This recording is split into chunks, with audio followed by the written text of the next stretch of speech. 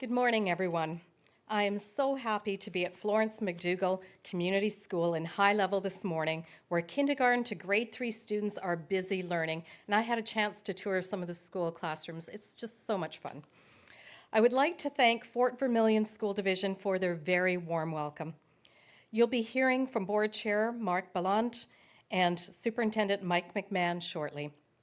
We're also joined by Dr. George Giorgio from the University of Alberta's Faculty of Education, as well as Florence McDougall Community School Principal Stephanie Brown is here, along with some other very honored guests. Today is a very special day for Alberta's government, and I'm extremely proud to serve as the Minister of Education. From the beginning, as the Minister of Education, my commitment has always been to put the best curriculum possible in front of our students. It is critically important, now more than ever, that we update Alberta's decades-old curriculum to give students a stronger foundation for a successful future. That's why I am here today, to provide an update on the release of final curriculum in 3 kindergarten to grade 6 subjects, and the supports and resources available to help teachers as they prepare to introduce the new curriculum in classrooms this fall. Since releasing the draft kindergarten to grade 6 curriculum over a year ago, we have been listening carefully to all the feedback from teachers, education partners, classroom piloting participants, and everyday Albertans. We used this constructive and meaningful feedback to make final updates to the K-6 curriculum in 3 subjects: English, Language Arts and Literature, Mathematics, and Physical Education and Wellness. In March, we outlined a balanced and measured approach to kindergarten to grade 6 curriculum implementation based on the expert advice of the Curriculum Implementation Advisory Group. This approach will have kindergarten to grade 3 students learning from a new mathematics and English Language Arts and Literature curriculum. Again, kindergarten to grade 3 students in those 2 subjects. And kindergarten to grade 6 students learning from a new phys ed, Physical Education and Wellness curriculum starting in September 2022. These 3 subjects in Alberta's new K-6 curriculum are critical starting points that will set students on the best path for success. Focusing on these subjects will help our younger students who are in the critical early stages of their development, strengthening their numeracy and literacy skills, a promise we made to parents and to students alike. The new Physical Education and Wellness curriculum will support students in developing skills and building resiliency to manage their physical and mental health and wellness.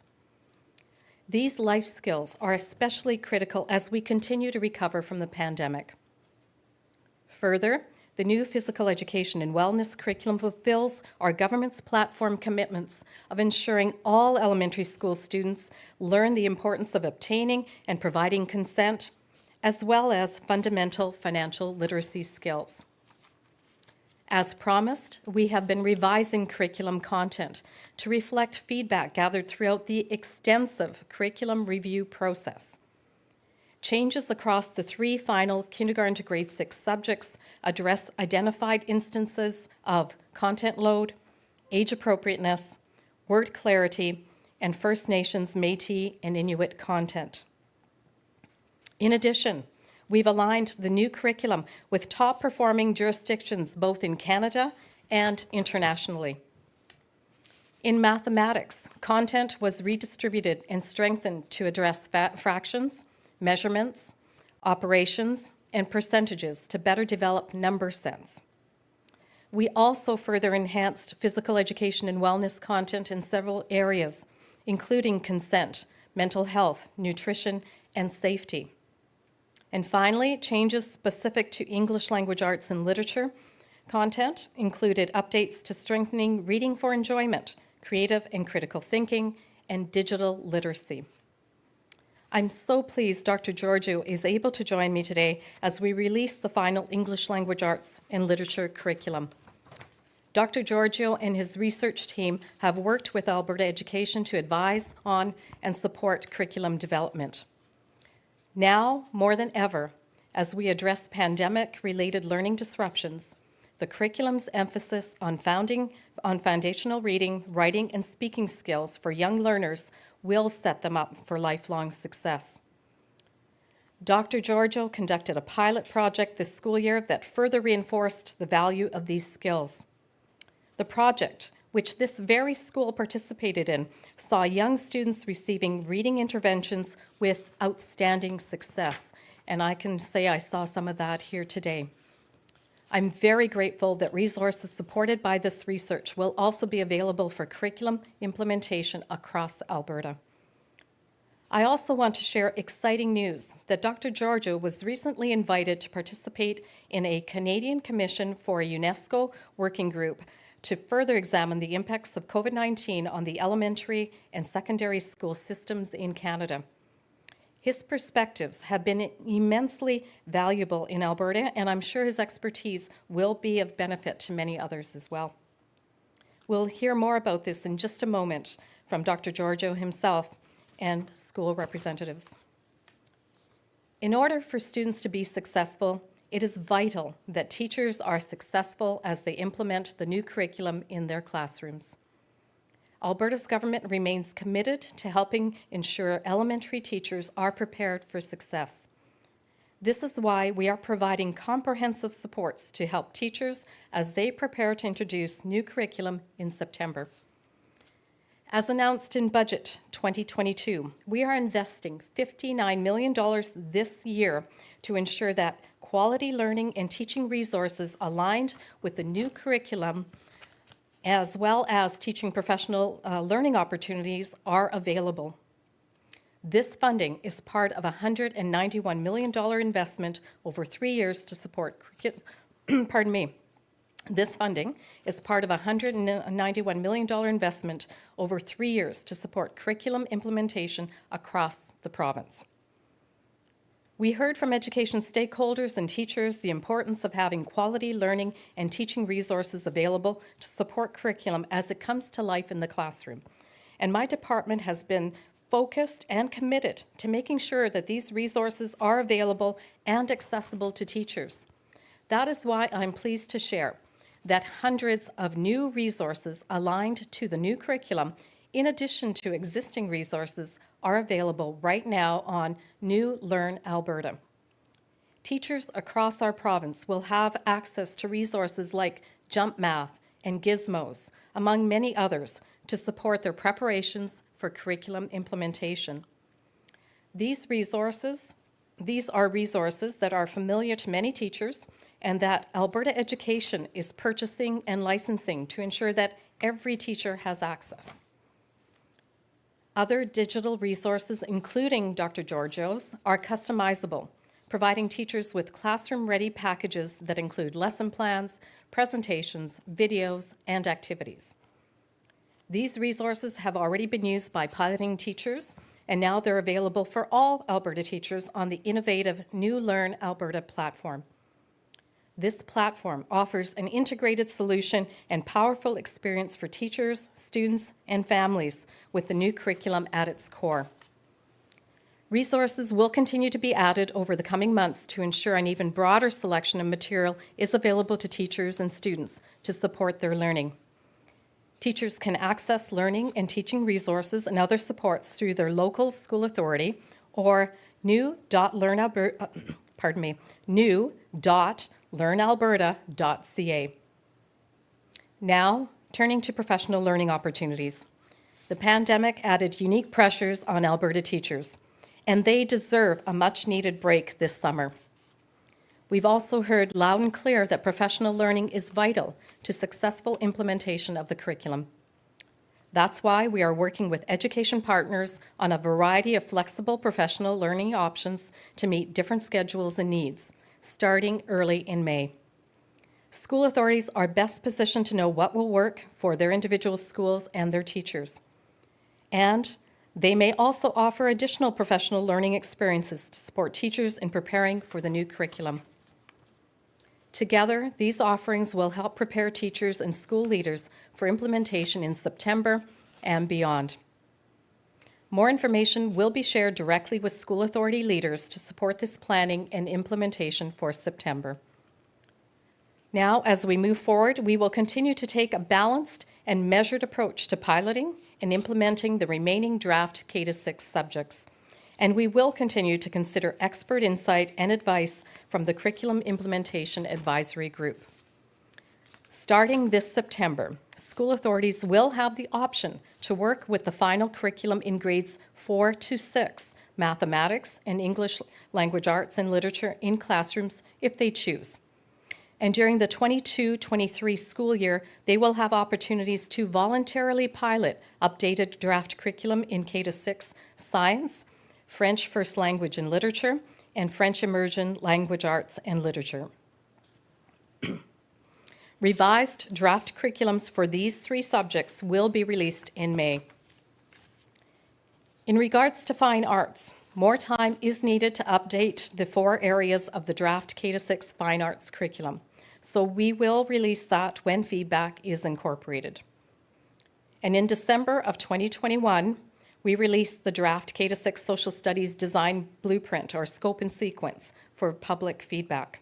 We've been listening to all of the feedback, and what we have heard is informing updates to a new draft K-6 social studies curriculum. And once we have that updated draft, we will release it for further engagement. Next year, in spring 2023, we'll use the feedback that we receive from classroom piloting to make final updates to the K-6 science, fine arts, French first language and literature, and French immersion and language arts and literature. These 4 curriculums will be implemented and taught in kindergarten to grade 3 classrooms beginning in September of 2023, along with the final grades 4 to 6 mathematics and English language arts and literature curriculums. In spring of 2023, Alberta's government will also use engagement feedback to update the draft K-6 social studies curriculum with anticipated classroom piloting to begin in the 23-24 school year.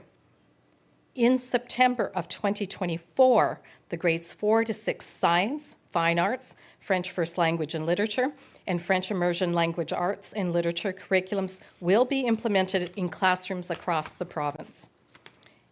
And in addition, we anticipate all elementary students will begin learning from new K-6 social studies curriculum in September of 2024. Since day 1 of the curriculum renewal process, I have been very clear that every Albertan has a say. I committed to the most open and transparent curriculum review process our province has ever seen, and I have kept that promise. This May, we will be releasing reports from education partners as well as from all public engagement. Parents have been very clear that they expect our education system to provide a strong foundation of essential knowledge and skills, and that is exactly what our government is delivering. Moving forward with curriculum development and implementation is essential to prepare our students for a rapidly changing labor market, which is placing an ever-increasing premium on adaptability and transferable skills. Next school year, this new curriculum will set approximately 400,000 students on a path to success in the classroom and beyond. Thank you, and I will now turn it over to Dr. Giorgio.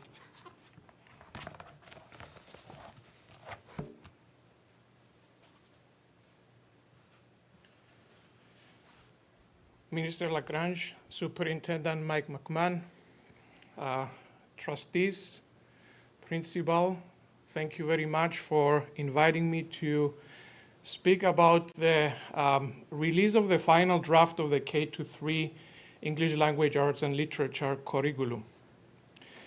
On February 14th, 2022, Assistant Superintendent Rob Doig from West Wind School Division reported in Edmonton Journal that they had witnessed significant improvement in their students' performance as a result of the implementation of the ELA curriculum. I know that Superintendent McMahon will be speaking about their own results here from Fort Vermilion School Division, showing similar growth over time. I also know that St. Albert Catholic School Division and Lakeland Catholic School Divisions, they have witnessed significant growth in their students' performance after training their teachers on evidence-based practices that are currently included in the ELA draft curriculum. The Ontario Human Rights Commission released a report, and that was about 3 weeks ago, in which they stated that they were encouraging their government and as well as other governments in Canada to mandate the teaching of foundational literacy skills such as phonological awareness, phonics, fluency, and vocabulary to our students as early as kindergarten. You realize this is what we have exactly included in the draft curriculum a year ago. It should not surprise us. Best practices are best practices irrespective of where they are implemented. Over the last year, I have attended several meetings with teachers, principals. I have read every single report that was written about the ELA draft curriculum. And I have responded to more than 500 emails and phone calls from parents and teachers. I have heard, I have listened, I have taken notes. We have incorporated the comments of these individuals into the new draft, which is much stronger than the one we released a year ago. I'm very thankful to each and everyone who has contributed with their comments, even if it was to add a comma when there was a typo or something missing from that first draft. Minister, I have also heard very loud and clear from teachers that they need more professional learning, as you mentioned in your speech. And to this end, we have developed sample lesson plans that teachers can access for each and every one of the components included in the ELA draft curriculum for each grade level. And to be clear, this is not to mandate it. If teachers are already using best practices in their class, they don't have to use our lesson plans. We just provide it so that they can have a point of reference if they do not know how to teach certain skills. I would like to publicly thank my expert team of teachers who have worked on these sample lesson plans, and they keep working to make this a reality and allow every other teacher to experience the same success that school divisions such as West Wind and Fort Vermilion School Division have witnessed over the last year. Keep in mind that we are still during the pandemic times, and we know that the data from around the world has shown that there is a significant decrease in children's reading and mathematics performance. So to have evidence to demonstrate that school divisions improved during the pandemic is actually very positive. It shows that when you're using best practices, when you have teachers that are well trained to deliver the best practices to their students, the kids improve despite being in these difficult times that we go through today. I would like to take this opportunity to thank you, Minister, for giving us the space to work with my team on developing the ELAL curriculum. I would like to thank again everybody who has contributed with their feedback to the development of this curriculum. And as I said in different places and instances, since I came here in 2008 and I joined the U of A, I made an effort to put myself to the service of Alberta education and to the service of every school in this province.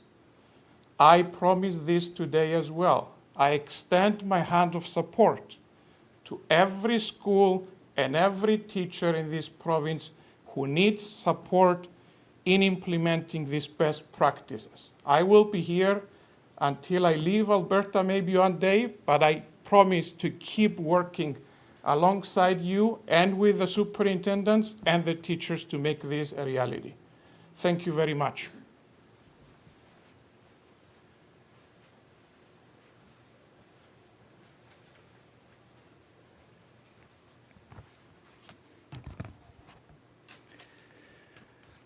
On behalf of the Fort Vermilion School Division Board and the families we represent, we welcome you here as we join in the spirit of First Nations forebears in our common goal of building strong and positive futures for our children through education. We thank Minister LaGrange for her vision and determination in renewing the Alberta education curriculum. Though it has been a challenging task, she has provided steadfast leadership while recognizing concerns presented from many quarters. We thank her for including the input of members from our school division in the development process of the new curriculum, and we are committed to continuing in this ongoing process.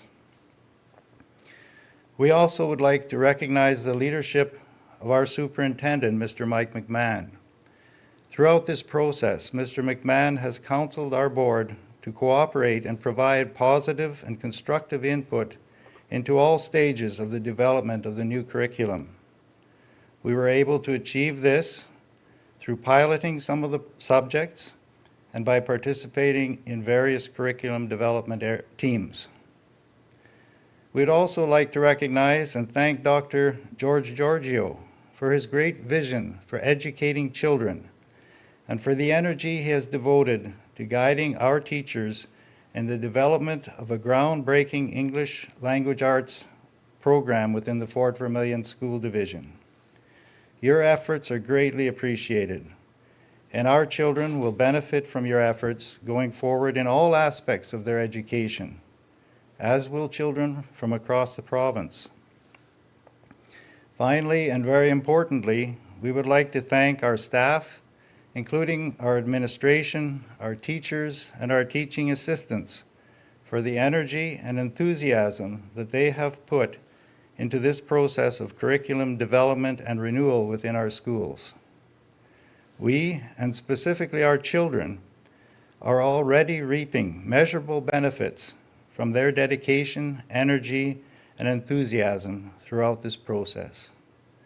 Thank you, and as long as we remember it is always about the children, we will do well.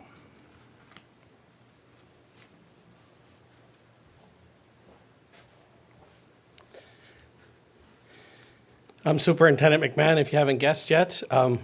It's great to see the collaboration that came together during the draft implementation of the pilot. The Curriculum Implementation Advisory Group, we didn't always get along or agree with each other, but we were happy today to be satisfied to recommend that the announcement come forward today. As a superintendent, we've seen reading and numeracy move 15 standardized points in a standardized assessment. If you understand that 5 standardized points is 1 year of growth, to see that during a pandemic with all the stresses that teachers and educational assistants and kids and families have is absolutely phenomenal.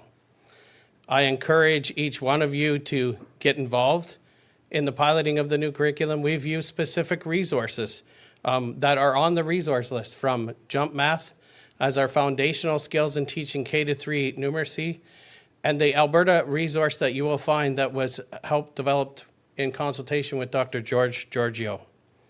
I've never been more proud of teachers and teachers' assistants that have moved to a level where 83% of our kids during a pandemic now are no longer at risk of not learning how to read.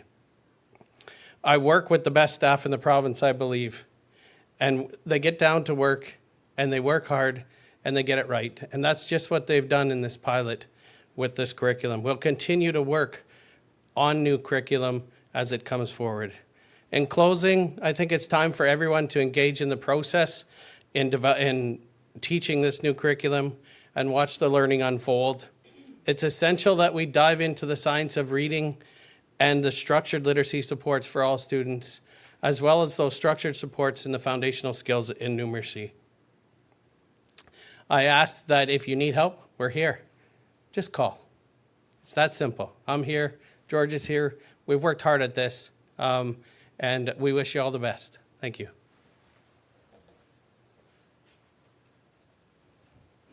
Thank you, Minister LaGrange, Dr. Giorgio, Superintendent Mike McMahon, and Board Chair Mark Bellant.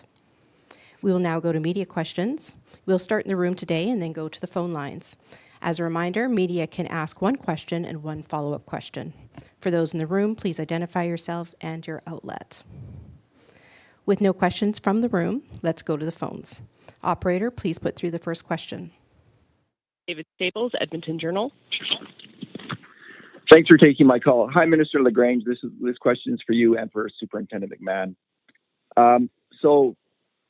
Even before the pandemic, we had over the last 2 decades, we've seen a doubling of the number of enumerate students in Alberta. And we've seen a 50% increase in the number of illiterate students in Alberta. This is according to the PISA testing. This is before the pandemic, and we understand that the pandemic has made things worse. How is this curriculum going to address this particular educational tragedy for Alberta students who are struggling like this? Well, first and foremost, it is addressing the gaps that are occurring in the learning so that we can address what you've mentioned. Beyond that, it was why we started the pilot last spring with Dr. Giorgio and did some assessments on literacy. We also then introduced that $45 million worth of targeted funding for students experiencing learning loss, particularly in literacy and numeracy. So having a curriculum that now reinforces the work that we're already doing in that area, and I'm hearing great results from that targeted support, that $45 million that we have put towards grades 1, 2, and 3, certainly will reinforce the great work that we're doing. But to give you a practical on the ground how it's working, I'll turn it over to Superintendent McMahon. Thank you for the question, David. It comes down really, the curriculum is, the biggest difference is it's phonics rich. So when you explicitly teach phonemic awareness and phonics and fluency and decoding and all of those skills, what happens is a transition in kindergarten all the way to grade 3 where they have the basics so that foundational reading skills are built. That compounds a little bit in that we then also understand the numeracy processes that have to happen because it too is also language based. So if you have a great curriculum with interventions that are fantastic, you systematically can teach both numeracy and literacy and see the exponential growth with the new curriculum.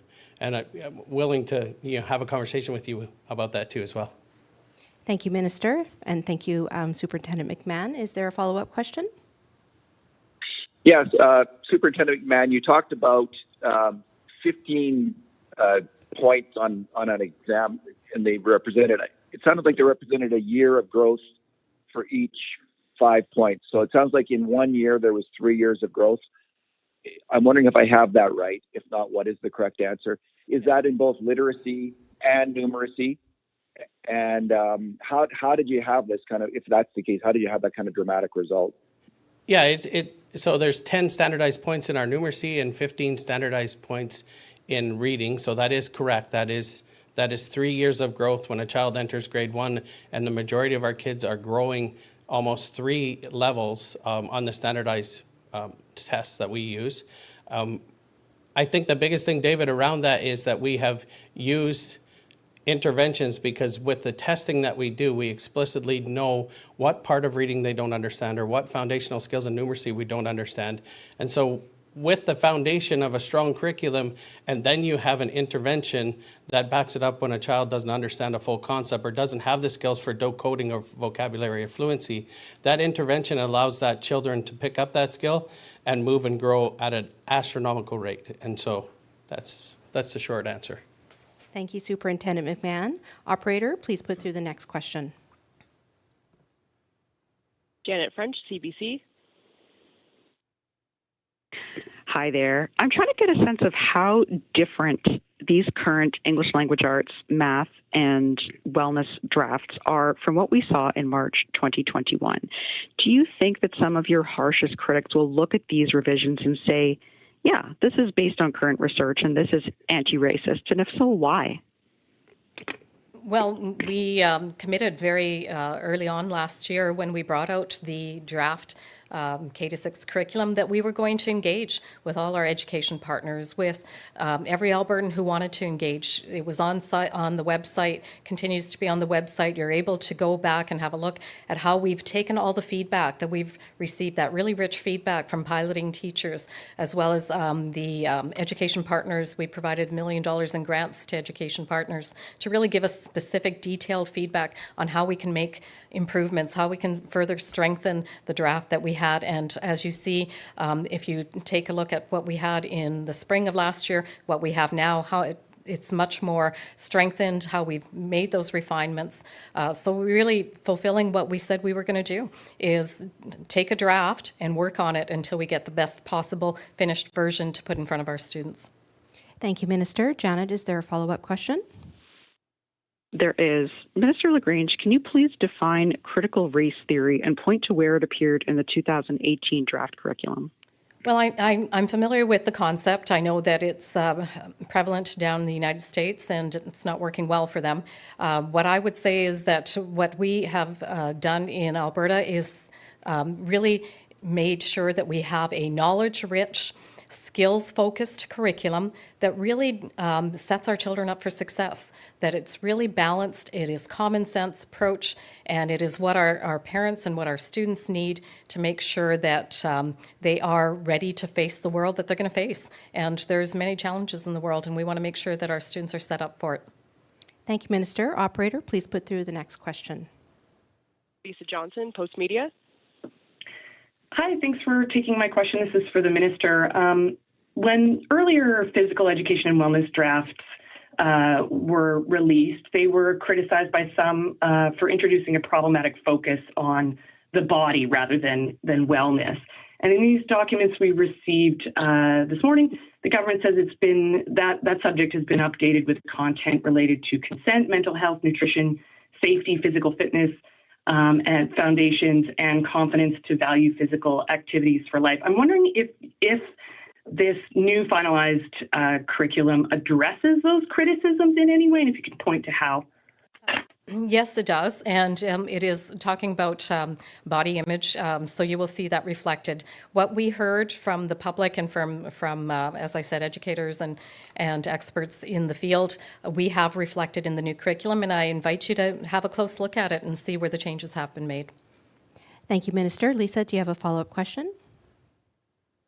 Yeah, unrelated. There are no Indigenous validators listed in your news release or appearing today. I'm wondering, did you run any of the revised drafts by Indigenous people and experts, and are they satisfied? And if you haven't done that, why or why not? We continue to work with our Indigenous partners, and we have had, as I indicated earlier, there was $1 million worth of grants put out to education partners, which included First Nations, Métis, and Inuit partners. And we have taken the feedback that we've received from them and incorporated it into our draft, or into the final versions, I should say. Thank you, Minister. Operator, please put through the next question. Lorianne C., CBC.